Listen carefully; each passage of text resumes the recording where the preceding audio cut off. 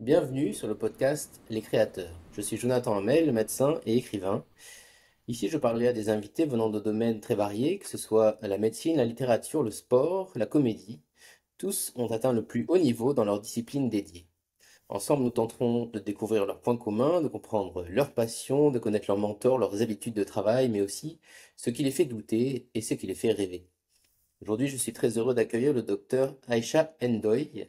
Aïcha est chirurgienne, gynécologue et obstétricienne spécialisée en chirurgie gynécologique et mammaire. Après des études de médecine à la faculté de Bordeaux et un internat de chirurgie à Poitiers, Aïcha intègre la polyclinique de Bordeaux-Nord en 2021. Début 2023, une collègue la filme au bloc opératoire alors qu'elle chante au chevet d'une patiente sur le point d'être endormie. La vidéo est visionnée plus de 3 millions de fois sur Internet et Aïcha se retrouve soudain sous le feu des projecteurs. Des sujets lui sont consacrés dans la presse et la télévision nationale et même plus récemment internationale avec un reportage sur la chaîne américaine NBC News. Surfant sur la vague de cette notoriété nouvelle, Aïcha crée sa chaîne YouTube Dr Aïcha sur laquelle elle partage ses connaissances avec un public le plus vaste possible. Elle est également en préparation d'un album de chansons avec le groupe Les Soignantes.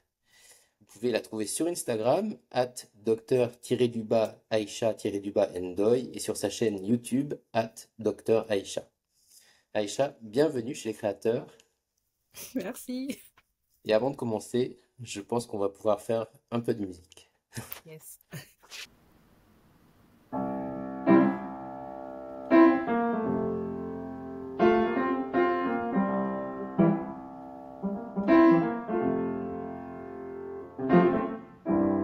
Imagine there's no heaven.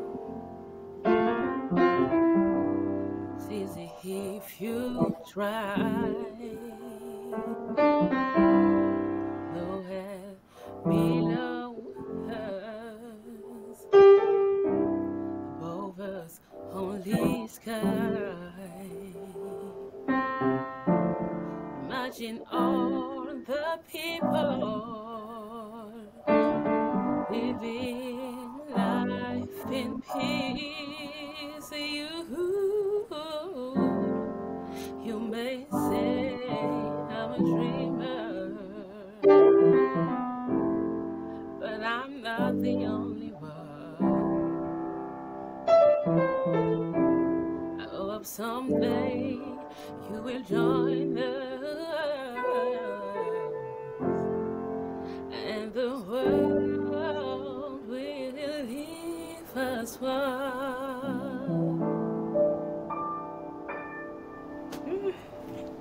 Bravo! Comment expliques-tu l'accueil et les réactions face à la publication de cette vidéo de toi en train de chanter auprès d'une patiente? Est-ce que selon toi, ça montre que le sujet de la douleur est encore au centre des préoccupations des Français? Alors bon, c'est vrai que j'ai été surprise par l'accueil de cette vidéo parce que pour moi c'était quelque chose de totalement banal quand je le faisais. Et après, je me suis mise à analyser un peu ces réactions-là et à me demander le pourquoi. Alors je pense qu'effectivement la douleur a une place très importante dans la société, de la prise en charge de la douleur. Mais au-delà de ça, je pense que ce qui a touché les gens, c'est le fait de se rendre compte qu'il y a toujours de l'humanité dans le soin et dans la médecine. Et je pense que c'est ça qui a fait que cette vidéo a eu autant de succès. C'est au-delà même de la voix et c'est ce contexte-là de soins assez, comment dire, techniques où on arrive à garder quand même de l'humanité. Ouais, c'est retrouver l'empathie et pas être un Exactement. chirurgien robot qui coupe. Tout à fait, tout à fait. Parce que c'est vrai qu'on a l'image du chirurgien, le technicien qui est là que pour opérer, il a fini, il rentre chez lui, enfin, ou il finit son intervention. Et là, le fait de voir qu'on peut quand même, malgré les difficultés euh, de nos conditions de travail, prendre le temps pour mettre nos patients dans les meilleures conditions, c'est vrai que ça, c'est important. Ouais, c'est sûr que des fois, on arrive au bloc, le patient ne voit même pas le Tout à chirurgien. fait, le Souvent, chirurgien, ouais, non, ouais. il arrive une fois que le patient est déjà endormi. Exactement, Ouais. tout à fait. Je vais revenir un peu en arrière. Tu as beaucoup hésité entre faire carrière dans la musique, on a vu que tu chantais très bien, et faire médecine. Est-ce que tu te rappelles un peu de ton monologue intérieur au moment de choisir, de t'inscrire en première année, et donc de te lancer dans la médecine? Ça n'a pas été facile, effectivement, de faire ce choix-là parce que c'est deux passions en fait, hein, euh, qui ont toutes les deux la même place dans ma vie et dans mon cœur. Et c'est vrai qu'au moment de choisir, je me suis demandé quelle était l'empreinte que je voulais laisser sur Terre. C'était un Mm. peu ça. Alors, de par la musique, c'est clair que la musique, c'est éternel, ça reste, mais je pensais que je me sentirais plus utile de par la médecine. Et c'est comme ça que j'ai choisi. Et en me disant que de toute façon, si je faisais ma première année de médecine, je pouvais toujours euh, continuer à chanter, quoi Mm. qu'il arrive, parce que si la musique m'animait autant, que j'arriverais toujours, tôt ou tard, à la ramener dans ma vie, alors que si je faisais le choix de la musique, je n'aurais jamais pu être médecin finalement. Ouais, l'inverse est plus dur, c'est sûr. Donc ça a été un choix, le choix de la raison, je crois. Ouais, mais il y a beaucoup de médecins artistes de toute façon, donc tu avais déjà des exemples devant toi, de médecins Ah bah musiciens, c'est clair. ou écrivains, ou peintres, ou autres. Donc c'était un bon choix. Je me sens obligé de te demander comment était l'ambiance quand il était, est-ce que c'était aussi explosif quand Hein. il était quelques années avant toi? Ah ouais, c'était la meilleure ambiance de ma vie. C'est bizarre parce qu'on va pour faire un concours, mais c'était extraordinaire. Il y avait une ambiance tout le temps, des chants. C'était magnifique. Moi, j'en garde un excellent souvenir. Pas que ça n'a pas trop changé. Ah non. On balance toujours des œufs, la farine, Oui, on se recevait des petites torches là de papier, de journaux tout le temps. les traditions restent, c'est bien. C'est ça. Et est-ce que dans ta famille, est-ce qu'il y a d'autres musiciens, d'autres chanteurs? Comment c'est venu cette passion de la musique? Alors, moi, j'ai toujours baigné dans la musique parce que dans ma famille, il y a beaucoup de musiciens. Mon père fait de la guitare, il fait de la basse. J'ai un oncle qui fait beaucoup de musique, qui fait tous les instruments. Et donc, ils ont toujours, déjà quand ils étaient plus jeunes, ils avaient un groupe comme les Jackson 5. Et du coup, ça s'est resté. Et quand je suis née, ça a continué, ça a perduré. Donc, j'ai toujours vu jouer de la musique. Est-ce que tu as commencé à chanter avec le groupe familial? Ou pas du tout. Non, pas du tout. J'ai commencé à chanter beaucoup plus tard, quand j'étais au lycée. En terminale où j'ai osé pour la première fois participer à un concours de chant avec une copine qui faisait de la guitare. Et c'est là que j'ai chanté pour la première fois en public et que j'ai commencé à chanter. Alors c'est vrai que quand on était plus jeune, on faisait des spectacles pendant les fêtes de fin d'année avec mes petites sœurs et puis mes cousins et cousines. Et à chaque fois, je fais un peu de piano, donc je faisais du piano et j'accompagnais mes cousins et cousines à ce moment-là. Donc je savais que je savais chanter, mais j'ai jamais vraiment osé le faire en public. Donc, et tu te rappelles de la sensation une fois en chantant ou une fois que la chanson était finie, tu t'en rappelles jusqu'à aujourd'hui? Ah bah oui, c'est une émotion incroyable. Alors, la première fois que j'ai chanté en public, j'avais envie de pleurer à la fin parce que beaucoup d'émotions et puis le fait de voir que le public était réceptif, ça m'a procuré une très forte émotion et c'est d'ailleurs pour ça que j'ai hésité à être chanteuse après. Ouais, parce que pour l'instant, avant ça, tu chantais uniquement pour toi-même. Ouais, exactement. Ouais. Voir que tu pouvais partager ça, ça devait être fort, ouais. Ouais, Et tu fais un peu de piano ou oui, d'autres instruments? je fais du piano. Du piano? Et Mm. que tu as appris avec aussi toute seule ou avec un prof? Alors j'ai fait un an de cours de piano dans ma vie. Et puis après, C'est mieux que rien. autodidacte, hein. Je suis autodidacte. J'ai appris toute seule après. Et pendant tes études de médecine, est-ce que tu as continué à chanter? Est-ce que tu avais des groupes? Est-ce que tu étais un peu actif sur la scène bordelaise ou tu as mis ça un peu de côté pendant les études? Alors du coup, il y a eu cette toute petite période avant le bac. Puis après, je suis partie en première année de médecine pendant laquelle je n'ai pas du tout chanté. J'avais pas trop le temps. Et après, quand je suis passée en deuxième année, là, j'ai commencé à vraiment faire de la musique. Donc, j'avais un groupe avec elle. On faisait des concerts un peu dans tous les bars de Bordeaux. On faisait des premières parties de concerts également. Et ça, j'ai pu le faire jusqu'à la cinquième année de médecine. Sixième année, donc les ECN, le concours d'internat. Donc là, j'ai encore arrêté. Et puis après, la musique m'a rattrapée au travail pendant mon internat. Pour en parler, mais Mm. d'accord. Et là, tu faisais quoi comme musique? C'était plutôt R&B, du soul, du jazz? Plutôt soul. Et puis, je faisais aussi des compositions Hmm. à l'époque, ouais. Ouais. Ça, on que en j'ai parlera toujours. peut-être avec les soignantes. Il y Ouais. a des propositions, ça, tu nous diras ça tout à l'heure. Mm, Et du coup, tu passes le concours de l'internat.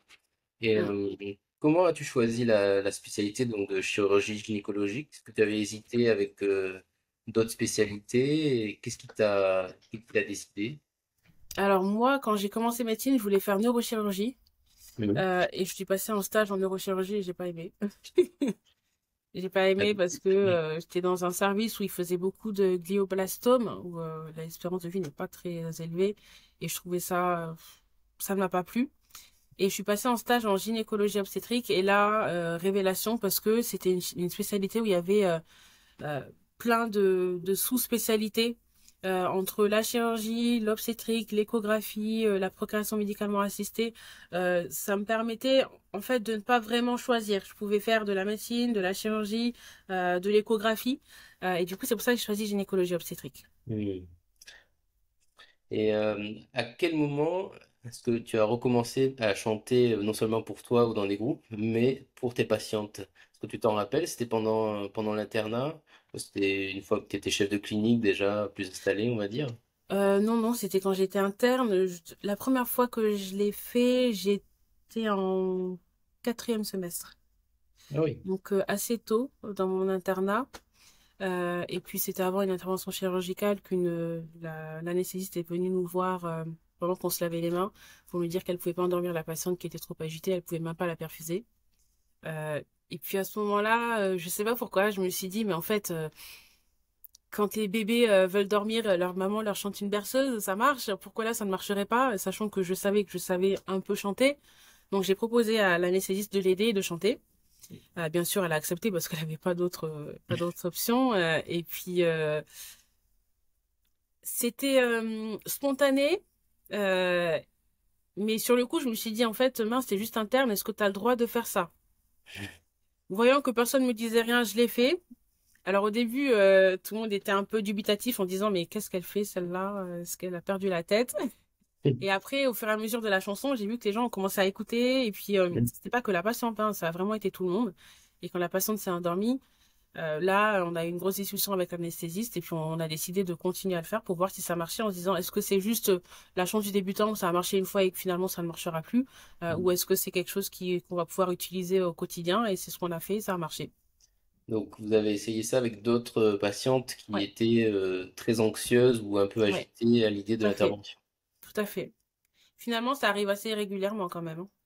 Oui, bah oui, en plus Mm. c'est une chirurgie souvent cancérologique, Ouais. donc donc il y a eu est-ce qu'il y a eu quelques réactions, tu as dit dubitatives, mais est-ce qu'il y a eu des réactions carrément négatives dans le milieu du bloc opératoire qui est encore, on va dire, prédominance un peu masculine? Alors, oui, il y a des avis négatifs, mais ils sont jamais dits ouvertement ou dits sur le ton de la rigolade. Après, oui, j'ai eu certaines personnes qui me disaient, mais en fait, pour qui tu te prends, surtout quand j'étais interne, parce que j'étais juste étudiante hein, à l'époque, hein, pour qui tu te prends, tu crois qu'ici on est en cours de récréation, on est là pour opérer, t'es là pour apprendre. Donc ça, j'ai déjà eu des Ouais, réflexions comme ça, mais ça m'a pas empêché de continuer parce que je savais que de toute façon, c'était quelque chose dont les gens n'avaient pas l'habitude et que c'était normal qu'il y ait des réactions un peu exactement. négative au début, mais finalement ça finit par être du positif à chaque fois. Hmm. Tu te rappelles de la première chanson? Qu'est-ce que tu lui as chanté? J'ai chanté Whitney Houston, I Have Nothing. Ah oui, très bien. Mm, J'imagine que tu as testé plusieurs chansons selon les patientes. oui, Ouais. oui, je m'adapte.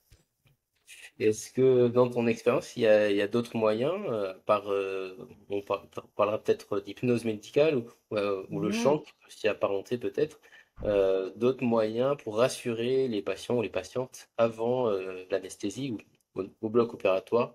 Est-ce qu'il y a des collègues à toi qui discutent, qui font rire les patients? Qu'est-ce que tu as vu? Oui, alors du coup, je pense que ce qui est important, c'est que les patientes se sentent accompagnées. Et donc déjà, rien que de leur parler, ça a un effet positif. De leur tenir la main, de les faire rire. Moi, j'ai des collègues qui sont extrêmement drôles, des infirmiers anesthésistes qui les font rire et elles s'endorment avec le sourire et ça c'est magnifique à voir.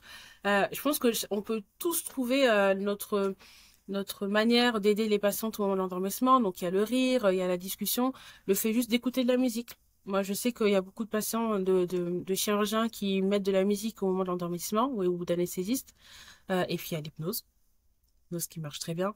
Et je pense qu'en fait, la musique, c'est en quelque sorte une sorte d'hypnose. C'est juste le fait d'attirer l'attention de la patiente et ça permet de les aider à s'endormir de manière plus paisible. Oui, voilà, de leur montrer qu'ils sont pas seuls aussi, retrouver un peu d'empathie, ce qu'on disait Tout à tout à fait. l'heure. Ouais. Mm. Alors j'ai fait un peu de recherche, j'ai vu que le fait que la musique puisse améliorer le ressenti du patient en salle d'opération, on en parlait déjà en 1914. Ouais. Je trouvais un article d'Evan Kane qui expliquait, lui utilisait un phonographe dans son bloc opératoire et Mhm. il parlait déjà de l'effet de distraction du patient. Et en 2015, il y a eu une méta-analyse, c'est-à-dire une analyse de plusieurs études sur 73 articles qui étaient publiés dans le Lancet, un grand journal médical, par l'école de médecine de Londres, et il concluait déjà des données assez robustes en ce qui concernait la diminution des douleurs post-opératoires, de l'anxiété avant et après intervention, et même de la consommation dentalgique, donc d'antidouleurs pour le patient. Et il y avait aussi une augmentation de la satisfaction du patient après sa sortie de l'hôpital. Donc, ce sont des choses qui sont quand même connues.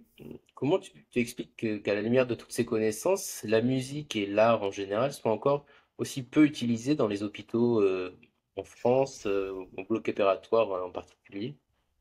Mm. Mais je pense que on a du mal à associer le côté technique et enfin, en gros, je pense qu'il y a une trop grosse dissociation entre l'esprit et et le corps. Je sais pas si tu comprends ce que je veux Oui. dire, mais euh, on a du mal à se dire que on a quelque chose de très technique dans la médecine qui peut être aidé par quelque chose d'un peu plus cérébral, Ouais. spirituel. Et du coup, c'est vrai que la médecine est un peu aseptisée, hein, en France en tout cas. Il y a il y a peu de chaleur, peu de décoration, et je trouve ça vraiment dommage. Alors ça commence à venir, hein. Ça commence à venir. Là, on voit dans plein de centres, par exemple en cancérologie, on a des œuvres d'art, où on a un piano tout simplement dans la salle d'attente où quelqu'un peut venir jouer. Je Mm. commence à le voir, c'est encore lent, parce que effectivement, depuis 1914, qu'on le sait, on est un peu en retard, mais c'est souvent comme ça, malheureusement, dans l'évolution, hein. Mais je pense que ça va venir. Ça commence tout doucement, il y a l'art-thérapie qui existe, il y a plein de choses qui commencent à se mettre en place. Mm. Et à ta connaissance, est-ce qu'il y a des études en cours sur l'analyse sur bon, on a vu qu'il y en avait déjà sur la musique, sur le chant en particulier? Pas vraiment, peut-être Bah non. il y a pas assez Alors, de chirurgiens chanteurs.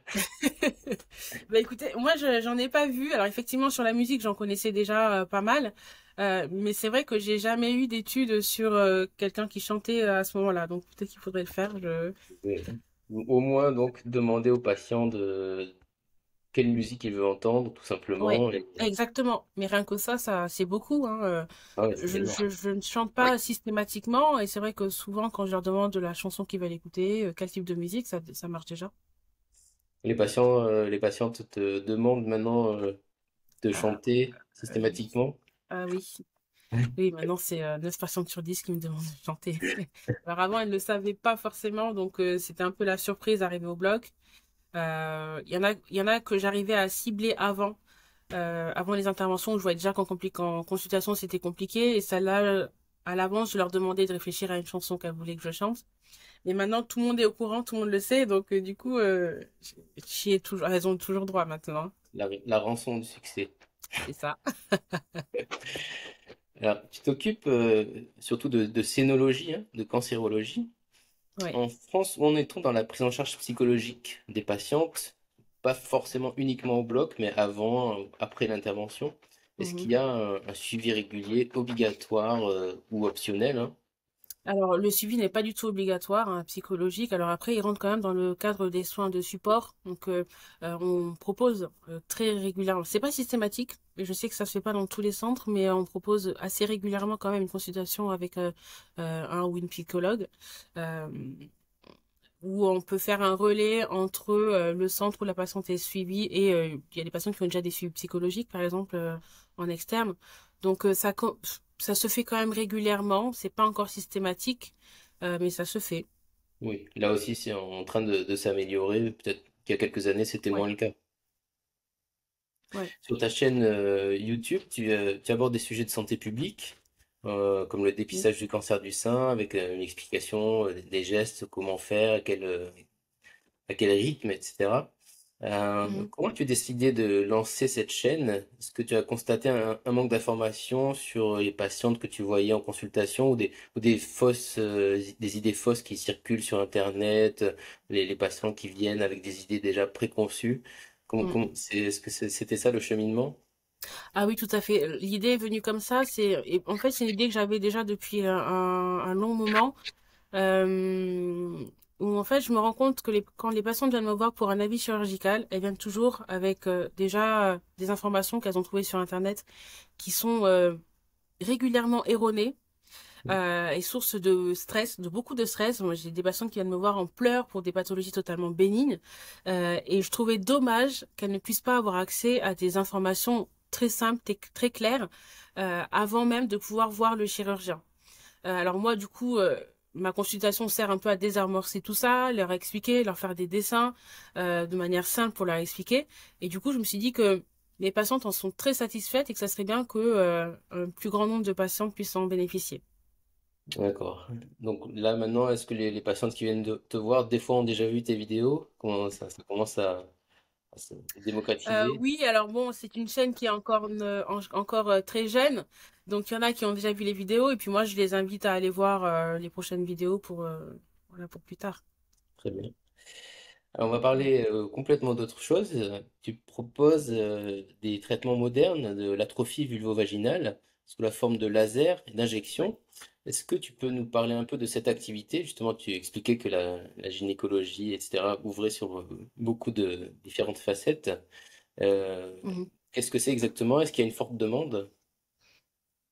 Ah oui, il y a une très forte demande. Alors en fait, du coup, tout ça, ça rentre dans le cadre de la restauration vulvo-vaginale, parce qu'on a beaucoup de patientes qui souffrent de problèmes les vulvaires avec une sécheresse vaginale, par exemple, chez les patientes ménopausées ou dans le cadre de traitement de leur cancer.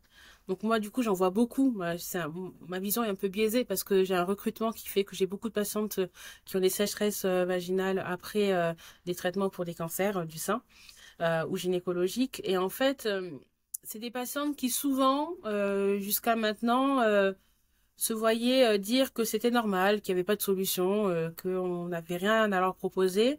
Et depuis maintenant de nombreuses années, il y a des traitements qui existent. Comme le laser vaginal ou l'injection d'acide hyaluronique de manière vraiment élective dans les zones douloureuses ou la photobiomodulation qui permettent d'aider ces patientes voilà, à traiter ces problèmes dans leur vie intime. Ce sont des traitements qui malheureusement ne sont pas encore remboursés en France, ce que je déplore parce que c'est pas remboursé et que c'est quand même assez onéreux. Mais que c'est efficace, donc c'est quand même. J'aimerais bien qu'un jour ça le soit. Et ce Alors, sont des traitements, pardon, oui, dis-moi. ce sont des traitements qu'il faut répéter ou c'est une Pas séance? forcément. Pas forcément. Donc, ça dépend du type de traitement, mais il y a des protocoles qu'on réalise qui permettent des fois de ne pas les répéter. Il y a des patients qui ont des fois besoin d'un traitement d'entretien de manière annuelle. Mais c'est pas encore remboursé. Ça se connaît de plus en plus. Moi, j'essaie d'en parler au maximum parce que même dans la communauté médicale, il y a beaucoup de médecins qui ne connaissent pas du tout ces techniques-là, qui sont assez révolutionnaires. Donc, d'ailleurs, il faudrait que je fasse une vidéo là-dessus. Bah, voilà, sur la chaîne YouTube, la prochaine vidéo. Exactement. Tu as parlé de photobiomodulation. Est-ce que tu peux nous expliquer un peu ce que c'est? Alors la photobiomodulation, en fait, on envoie de la LED, de la lumière LED, à des tissus qui sont abîmés. Ça marche pas sur les tissus qui sont sains, mais qui permettent de restimuler les cellules pour leur donner leur fonction native. Donc par exemple, quand on prend des cellules en cours de cicatrisation, une peau qui est abîmée, lésée, déchirée. Quand on utilise de la photobiomodulation, ça permet de réactiver les cellules et de les aider à se régénérer, à bien cicatriser. Et donc, du coup, ce système-là marche aussi en gynécologie pour les cellules vaginales, pour les aider à retrouver de l'élasticité, de resécréter de l'acide hyaluronique, du collagène. Hmm. Et c'est indolore, mais ça se passe très bien, ça marche très bien. Ce sont des séances de 10-15 minutes, c'est 15 ça? minutes, même pas en consultation qui dure 15 minutes. Très bien. Bon. Mm. On attend la chaîne YouTube. D'accord, ça marche. Aujourd'hui, là, ça fait quelques années que tu es installé. Quelle partie de ton métier t'apporte le plus de satisfaction? Et est-ce que ça a changé depuis tes débuts? Ou est-ce que tu as trouvé des nouveaux points de satisfaction au fur et à mesure que tu travailles, que tu prends de l'expérience? Mm. Ça évolue avec le temps. Alors avant, je faisais aussi de l'obstétrique que j'aimais beaucoup, où j'étais vraiment émerveillée à chaque naissance. C'était magnifique et que j'aime toujours hein, d'ailleurs. Mais au bout d'un moment, il faut choisir. Pour être bon dans quelque chose, il faut le faire régulièrement. Et la gynéco-obstétrique est tellement vaste qu'on ne peut pas tout faire. Et parallèlement à ça, j'ai commencé à m'intéresser à la cancérologie, à la chirurgie. Et finalement, je me suis plutôt orientée vers cette partie de ma spécialité. Je me sentais utile dans la chirurgie et dans la cancérologie en particulier. Et en fait, j'y trouve beaucoup de satisfaction parce que je, je, il me- j'ai à cœur de les accompagner du début à la fin de leur traitement et de leur guérison. Et du coup, j'ai des relations avec mes patients qui sont très fortes. Et ça, c'est satisfaisant de voir quelqu'un qui vient avec un cancer, qu'on opère, qui est guéri. C'est rien de plus satisfaisant, moi, je trouve. Et c'est Hmm, l'avantage de des spécialités chirurgicales où, en fait, on a un problème, une solution. exactement. En quoi ta médiatisation récente est inattendue, hein, parce que c'est une collègue, hein, c'est ça, qui a mis la vidéo Ouais. sur Internet. Mm. Elle t'en avait parlé avant ou pas? Oui, oui, en fait, elle a filmé un peu en douce, en cachette, puis l'a envoyé au directeur de la clinique. Et c'est lui qui m'a contacté en me disant qu'il avait reçu la vidéo que mon associé avait filmée et qu'il voulait la publier sur LinkedIn pour souhaiter la bonne année. Et donc oui, je l'ai appris à ce moment-là et j'étais d'accord parce que pour moi, elle allait avoir quelques vues, mais rien de plus. Et j'ai été très surprise quand 48 heures après, il m'a envoyé un message en me disant il se passe quelque chose, il y a 120 000 vues sur ta vidéo.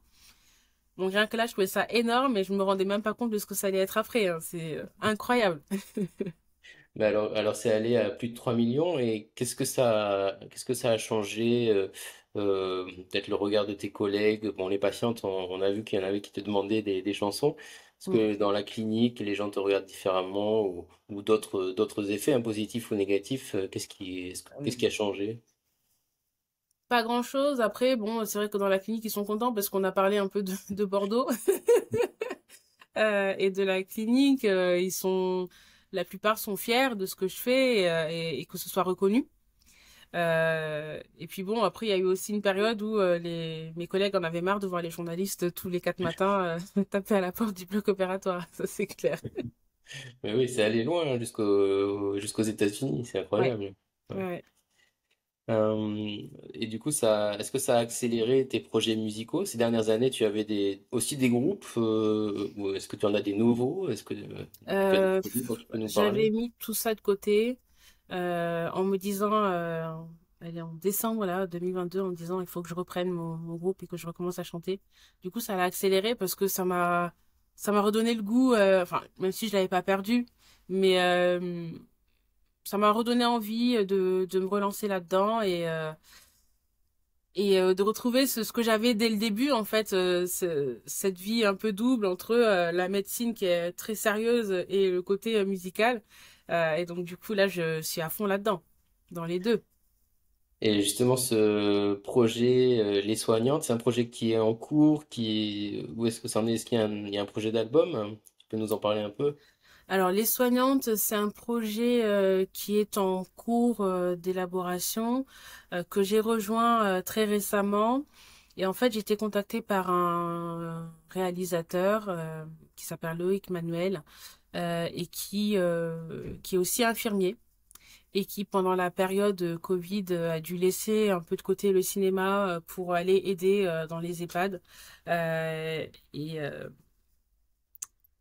et qui a été, enfin pas surpris, mais qui a été émerveillé parce qu'il a vu dans ce qu'on montrait pas à la télé. On montrait vraiment le manque de masques, les problèmes en réanimation, les réanimations pleines, et on montrait pas ce que nous on a vécu et que moi j'ai vécu aussi de mon côté. C'est la solidarité qu'il y avait entre les médecins, les personnels soignants, c'est la joie qu'on pouvait avoir par des petites choses. Et en fait, lui, ce qu'il a découvert à ce moment-là, c'est qu'il y avait de la musique partout, tout le temps. Il a voulu en faire un film et un album. Et donc, du coup, il était à la recherche de soignantes qui chantaient. Et est tombé sur ma vidéo. Donc, du coup, pour lui, ça a été une évidence de me contacter. Bon, après, c'est vrai qu'à ce moment-là, j'avais beaucoup de sollicitations, certaines sérieuses, d'autres non. Donc, j'ai mis du temps à répondre et à vraiment me pencher sur son projet-là. Et puis, quand j'ai découvert tout l'univers qu'il y avait derrière, tout ce qu'il avait envie de faire, j'ai voulu rejoindre ce projet. Donc, du coup, on part sur un album avec des chansons qu'on est en train d'enregistrer. Et puis, plus tard, un film. On l'espère bien. Euh, Un film documentaire donc sur la Ouais, musique dans les ouais. hôpitaux, dans les Mm, EHPAD. mm. Génial. Vous Ouais, êtes c'est un beau projet. combien de chanteurs, combien de On est chanteuses? 3 chanteuses. Donc, il y a moi, une urgentiste et une podologue, pédicure. Et puis, on aimerait bien plus tard avoir des musiciens avec nous, chanteurs. Enfin, pardon, musiciens. Donc, Hmm, pourquoi pas un pianiste? plaisir. Je lance une perche. Donc, voilà. Ouais, et il y aura des compositions. Donc tu as dit que tu écrivais des chansons. Est-ce Oui. que tu vas les injecter dans l'album? Pourquoi pas, c'est en discussion. On verra.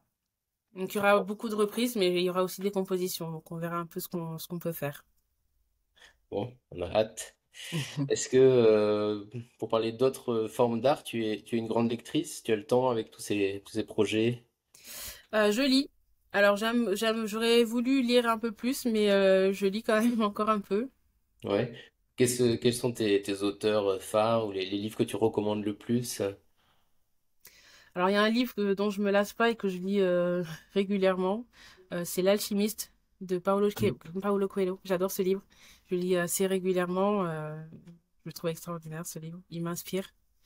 Et donc si j'avais une recommandation à faire, ce serait celui-là. Ouais, le Coelho, ouais. Est-ce que tu lis d'autres médecins, écrivains comme Martin Winkler parce qu'il y en a Oui, beaucoup. bien sûr. Et d'ailleurs, j'ai reçu récemment le livre d'une gynécologue qui a écrit un livre qu'elle a auto-produit sur le cancer du sein que je viens de recevoir et j'ai hâte de le lire. Donc j'espère que... Oui, non, mais il y a beaucoup de médecins écrivains en plus. Ouais, il y a des écrivains, des médecins, Mm. sûrement. Et je crois qu'il y a une association même des médecins peintres. Ah oui, Euh, ça je savais pas. oui, il y a un peu de tout. Mm. Très bien. Je crois que tu dois bientôt partir. On va finir ici. Merci beaucoup, hein, Aïcha, d'avoir pris le temps d'être là, de chanter. Vraiment, vraiment très Bah, gentil. de rien, je t'en prie. Je Merci rappelle pour qu'on peut te l'invitation. trouver sur Instagram, docteur-aïcha-ndoye, Ndoye, et sur ta chaîne YouTube, Dr Aïcha, avec bientôt une vidéo sur la biophotomodulation, j'espère. Ex- Exactement. Merci à tous d'avoir écouté. Si cette conversation vous a plu, si vous avez envie d'en écouter d'autres, alors n'oubliez pas de liker, de vous abonner, d'en parler autour de vous.